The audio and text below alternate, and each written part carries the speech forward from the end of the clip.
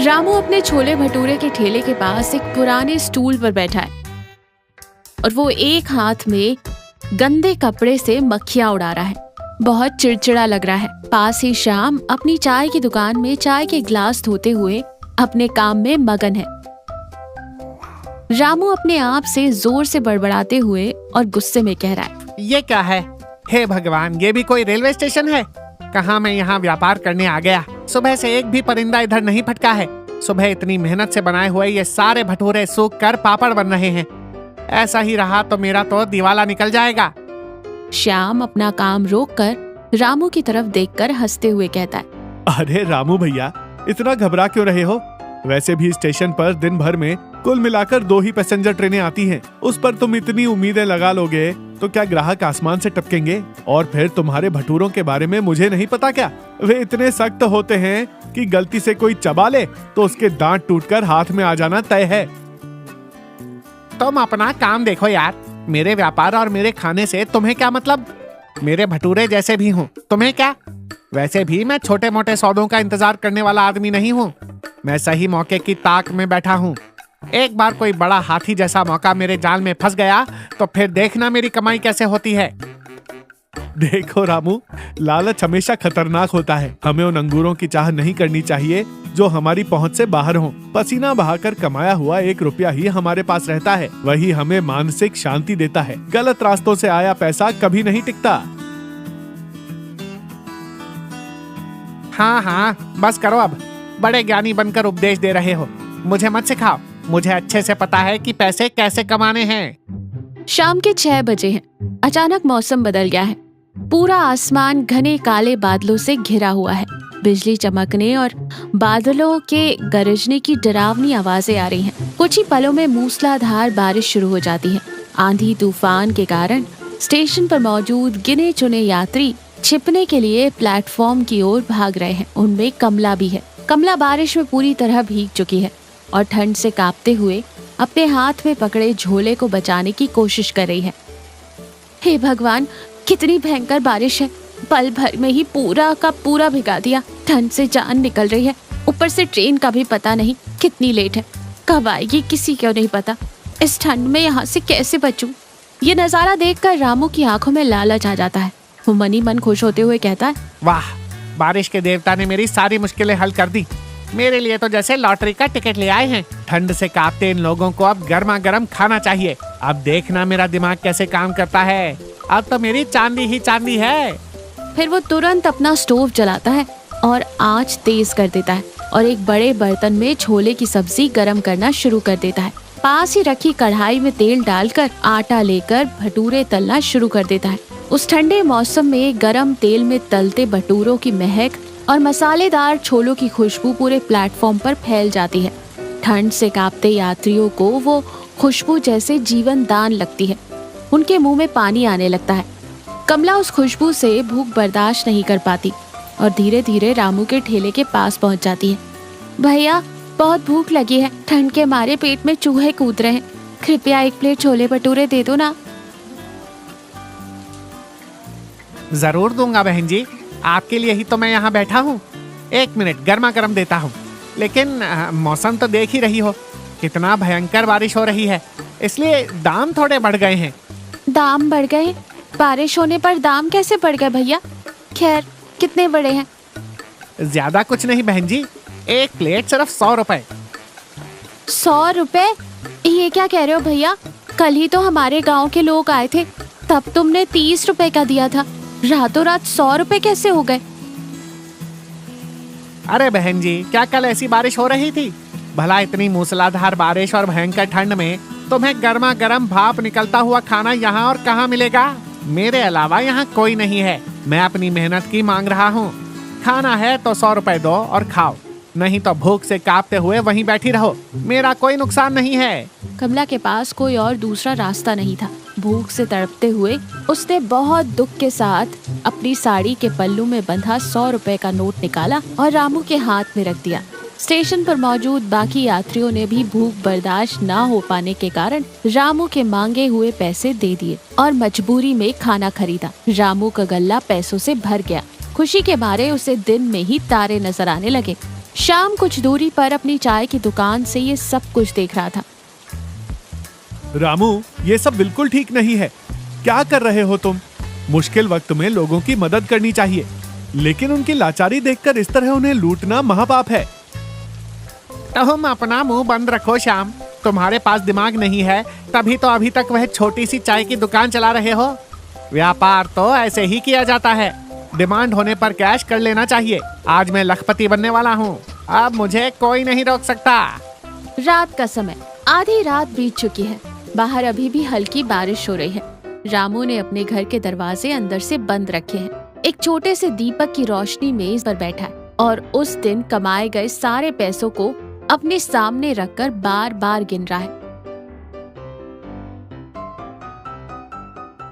आहा, बारिश के देवता, तुम्हें मेरा शत शत प्रणाम। इस एक बारिश ने मेरी किस्मत बदल दी। मैंने कभी एक साथ 100 रुपए नहीं देखे थे और आज एक ही दिन में मैंने पूरे 1000 रुपए कमा लिए। ये सच में चमत्कार है। रेडियो पर बताया गया है कि कल भी ऐसी ही बारिश होगी। कल मैं और ज्यादा भटूरे बनाऊंगा। इस बार रेट 100 नहीं, सीधे 150 रुपए रखूंगा। जाएंगे कहाँ? मुझसे नहीं खरीदेंगे तो भूखे मरेंगे। अपनी अक्लमंदी पर मुझे खुद प्यार आ रहा है। अगले दिन दोपहर को रामू की उम्मीद के मुताबिक कल से भी ज्यादा तेज बारिश हो रही है। हवा भी तेज चल रही है। आज रामू भारी मात्रा में आटा और छोले की सब्जी बनाकर लाया है और ट्रेन का इंतजार कर रही कमला और कुछ अन्य यात्री स्टेशन के शेल्टर के नीचे भीड़ लगाए खड़े हैं। रामू जोर जोर से चिल्लाते हुए, आइए आइए बाबू आइए, ठंड से कांप रहे हैं तो आइए, गर्मा गर्म मुंह में पानी ला देने वाले छोले भटूरे खाइए। बारिश के मजे का आनंद लीजिए। एक प्लेट सिर्फ 150 रुपए में। आइए जल्दी कीजिए। रामू की बात सुनकर कमला का गुस्सा फूट पड़ता है। 150 रुपए? ये कैसी लूट मची है रामू? कल तुमने 100 रुपए के दिए थे और हमने मान लिया, आज सीधे 150? क्या तुममें कोई इंसानियत नहीं बची? कल बारिश होगी तो क्या 200-300 लोगे? क्या हम तुम्हें इंसान नहीं लगते? ज्यादा मत बोलो। ये मेरी दुकान है, मेरा सामान है। इसका मैं जो रेट तय करूं वही फाइनल है। पसंद है तो लो, नहीं तो चुपचाप जाकर उस कोने में बैठ जाओ। मैं किसी से जबरदस्ती नहीं कर रहा। जिन्हें जरूरत है वो ले लेंगे। सब लोग रामू को गालियां दे रहे होते।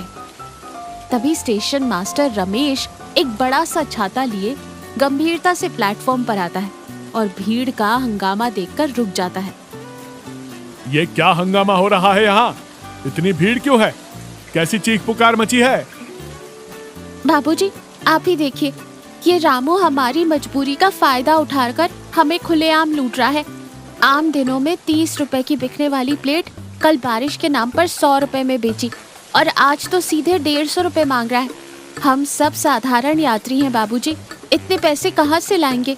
इसकी लूट की तो हद ही हो गई है अब। ये सब क्या है रामू? तुम्हारी इतनी हिम्मत कैसे हुई? रेलवे स्टेशन परिसर में व्यापार करते हुए यात्रियों को इस तरह खुलेआम लूटोगे? रामू स्टेशन मास्टर का गुस्सा देखकर अचानक कांपने लगता है। उसका सारा अहंकार हवा हो जाता है। वो नहीं सर, मैं बारिश हो रही थी ना, मतलब मेरा सामान भीग गया, खर्च बढ़ गया सर, इसलिए। बकवास बंद करो, मुझसे झूठ मत बोलो। तुम्हें क्या लगता है मुझे नहीं पता यहाँ क्या चल रहा है? कल से ही मेरे पास तुम्हारी शिकायतें आ रही हैं। लोगों की मजबूरी का फायदा उठाकर गलत तरीके से पैसे कमाना चाहते हो। अगर मुझे पता चला कि तुमने तय रेट से 1 रुपया भी ज्यादा लिया है तो तुम्हारा ठेला तोड़कर तुम्हें धक्के मारकर बाहर निकाल दूंगा। तुम्हारा लाइसेंस रद्द करवा दूंगा, याद रखना। रामू हाथ जोड़कर रोते हुए और कांपती आवाज में कहता है, मुझे माफ कर दीजिए सर, भगवान की कसम मैं फिर कभी ऐसा नहीं करूंगा सर। लालच में आकर मैंने बहुत बड़ी गलती कर दी। इस बार मुझे माफ कर दीजिए सर। ठीक है, मैं तुम्हें सिर्फ आज के लिए छोड़ रहा हूँ, लेकिन याद रखना, अगर फिर से यात्रियों की तरफ से एक भी शिकायत आई तो सीधा पुलिस के हवाले कर दूंगा और जेल भिजवा दूंगा। फिर वहां से चला जाता है।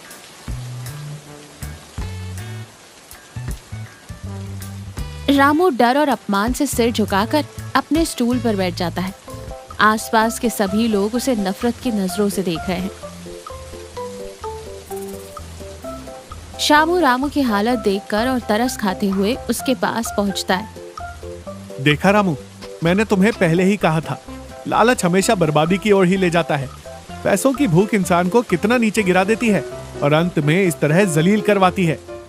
कुछ दिनों बाद मौसम बहुत सुहावना है, अच्छी धूप खिली है। रामू अपने ठेले के पास बैठा है, लेकिन उसके चेहरे पर पहले आने वाला घमंड नहीं है, बल्कि बहुत उदासी और दुख है। उसके ठेले के पास एक भी ग्राहक नहीं है। सभी लोग जानबूझकर उससे दूरी बना रहे हैं। क्या बात है रामू भैया, आज बहुत उदास लग रहे हो, क्या हुआ? अब मेरी जिंदगी में बचा ही क्या है श्याम। उस दिन के अपमान के बाद कोई एक इंसान भी मेरे ठेले की तरफ आंख उठाकर नहीं देखता। सबको मुझ पर गुस्सा आता है, सब मुझसे नफरत करते हैं। मैं अपना बनाया हुआ सारा खाना रोज कूड़े में फेंक रहा हूँ। मुझे मेरे गलती की सही सजा मिली है। देखो रामू, जिंदगी में ये सोचना कि सिर्फ पैसा ही सब कुछ है बहुत बड़ी गलती है। इंसानों का भरोसा, उनका प्यार और सम्मान कमाना बहुत मुश्किल होता है, लेकिन उन्हें खोने में एक पल भी नहीं लगता। तुमने अपने छोटे से लालच के लिए यात्रियों का अपने ऊपर से विश्वास और सम्मान पूरी तरह से खत्म कर लिया। तुम बिल्कुल सही कह रहे हो श्याम। उस पल में मैं पैसों के पागलपन में अंधा हो गया था और इंसानियत भूल गया था। मैंने मुसीबत में फंसे लोगों के पेट पर लात मारी। मैंने जो किया वो बहुत बड़ी गलती थी, न माफ करने लायक गुनाह। अब मुझे अकल आ गई है। दुखी मत हो रामू, इंसान से गलतियां होना स्वाभाविक है, लेकिन उसे समझकर सुधार लेना ही सबसे बड़ी बात है। तुमने अपनी गलती मान ली है ना, अब भी कुछ नहीं बिगड़ा है। आज से अच्छा और स्वादिष्ट खाना सबके लिए उचित और सही दाम पर बेचो, प्यार से परोसो। धीरे धीरे सब लोग फिर से तुम्हारे पास आने लगेंगे। इंसान माफ करने में बहुत महान होते हैं। कुछ और दिन बीत जाते हैं। वाह, क्या स्वाद है रामू भैया, आज के भटूरे बहुत ही लाजवाब और स्वादिष्ट है। तुम्हारे हाथ का खाना हमेशा से ही बेहतरीन होता है। आप सबका आशीर्वाद है बहन जी, बहुत बहुत धन्यवाद। अब से आपको इस रामू के ठेले पर हमेशा सबसे अच्छा और स्वादिष्ट खाना सही दाम पर ही मिलेगा। आप सबकी सेवा करना मेरा सौभाग्य है, यह मेरा वादा है। दूर से दृश्य को देख रहा श्याम अपने दोस्त में आए उस अच्छे बदलाव को देखकर बहुत खुश होता है।